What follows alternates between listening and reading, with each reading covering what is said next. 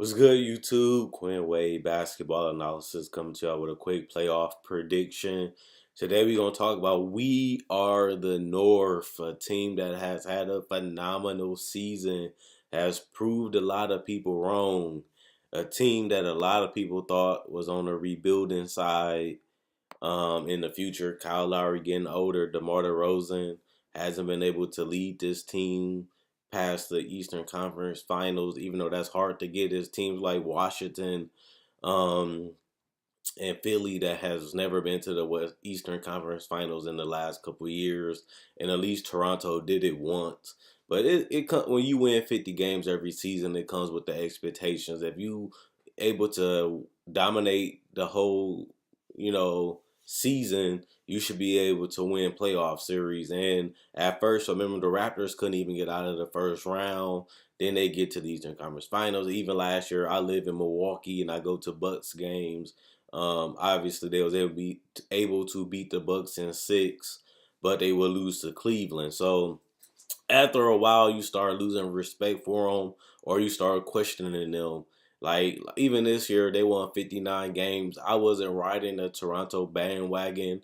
I wasn't really talking about them or covering them that much because we all done seen it's kind of like they've been winning so much every season or finishing in the top three and 50 wins every season is like, Toronto, if they're not going to make a run in the playoffs or they're not going to get to the finals, it's like I'm not really happy about what they do because the whole goal for me is if you're able to dominate in the season every year, especially in the Eastern Conference, and you can't get to the NBA Finals or, you know, no further than that, it's like I'm not really impressed because I hold you to that standard. I'm not surprised that you won 50. Do we take that for granted? No. But it comes with the expectation of having a great season. If you win and dominate the season like they did the last couple years, you have to have a deeper playoff run than the Eastern Conference Finals. This year, I think LeBron has fell off. Not him personally, but the Cavaliers, they are more beatable. They're more human this season. And if anybody could beat them, you would think it'd be the Raptors or the Sixers or any team with talent this year might have a chance and might have a shot. It's a chink in LeBron James' armor. He is the Cleveland Cavaliers team. They're not playing defense. They're not playing hard. They don't have that same passion and want and fight in them. LeBron James is carrying that team. He has to do everything for them to win, and they still almost lose or don't win at all. So if anything, this is the time for the Raptors really to put on a strong run, put on their thinking cap, and try to figure out how to get to the NBA Finals. They have the bigs, they have the guards, they have the shooting, they have the floor spacing, they have the isolation players, they have the star power.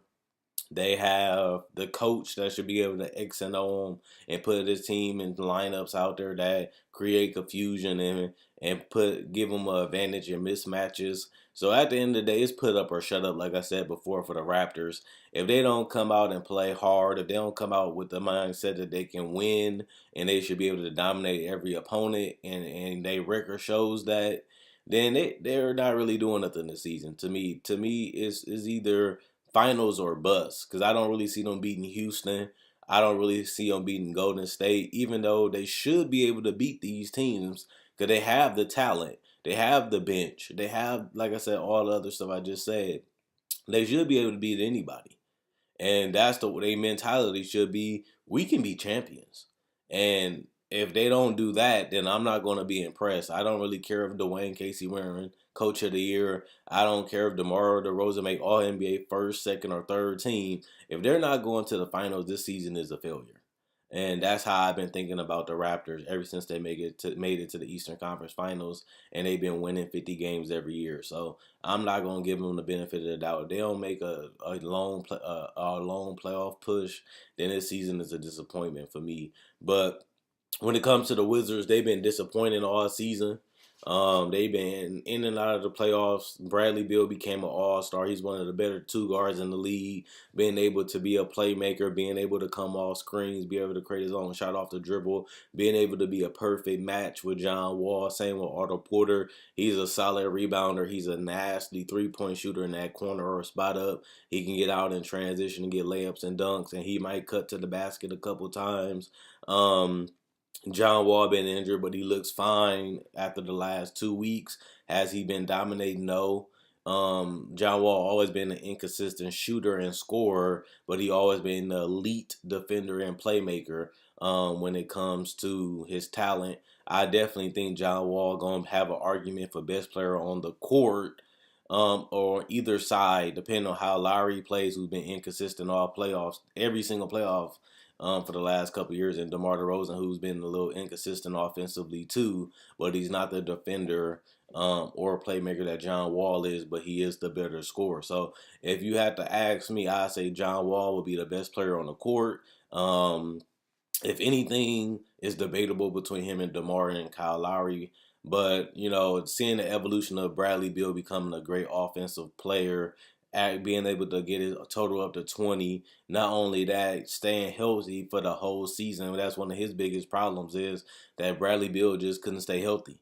John Wall always was able to carry this team and help them get wins in the Eastern Conference, but Bradley Beal was never able to stay healthy. This season, they crucified John Wall because they was losing and they wasn't playing right, or he a ball stopper. But John Wall carried this team for so many seasons. And same thing, it was time for Bradley Beal to finally allow John Wall to clean up that knee, get back in shape, get back in playoff mode. And he carried the team to the playoffs, but sadly that ended up, they winning streak and that whole hype died because the Wizards started to lose and they ended up getting the 8th seed in the East.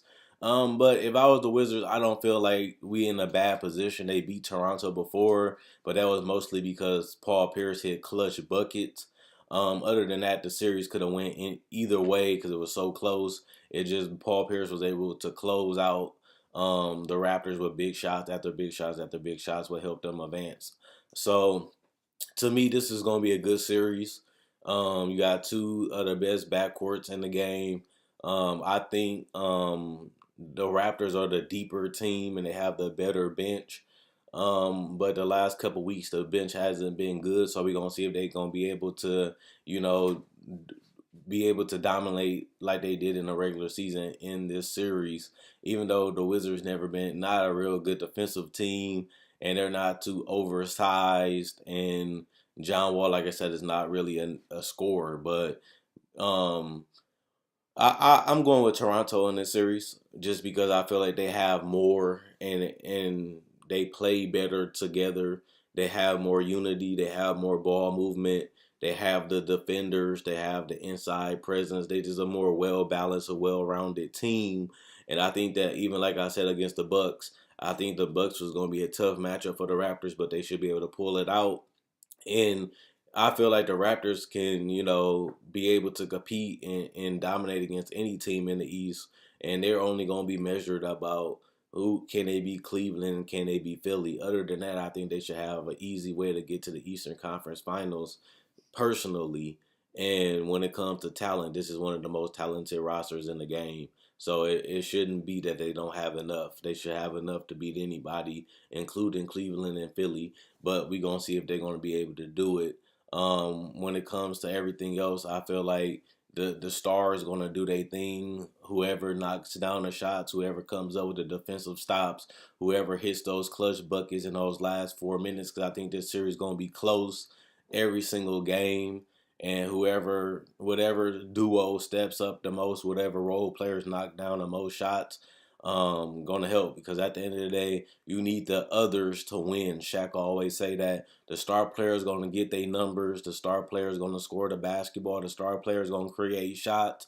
It's just going to be up to the other people around them to step up, and that's why I don't know if the Wizards have enough off that bench and in their starting lineup. Can they trust their players to step up enough, against one of the better, well-rounded teams in the league?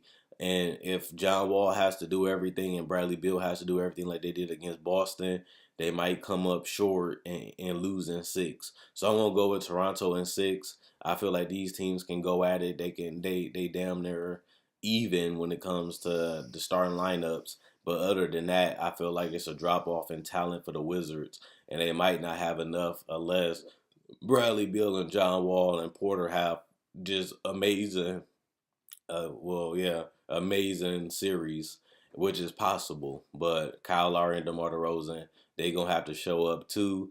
And this is a revenge series because now the Raptors are on top and the Wizards are on at the bottom, and this is a perfect time to get revenge on the for Toronto to get revenge on beating the Wizards and healing that scar and that pain of getting beaten the first round and when they was actually the favorites. And this is a chance for the Wizards to show that, hey, we feel like we can still compete with Cleveland. We feel like we're one of the best teams in the East and that we can knock off the Raptors. We can make a long playoff run, and we're the better duo in the East. We probably the best duo in the East, and it's time for both teams to walk it like they talk it. And if they can't get that done, then, the Wizards is a contender in the East. That'd be disappointing, and the Raptors are the favorites in the East because they are the number one seed, excluding Philly and Cleveland. So let's see what happens. Check out my website, analysisplayground.com. Link will be in the description in the comment section below. Check out my website, analysisplayground.com. Link will be in the description in the comment section below. Quinn Wade Basketball Analysis. I'm gone, and let me know who you think will win the series.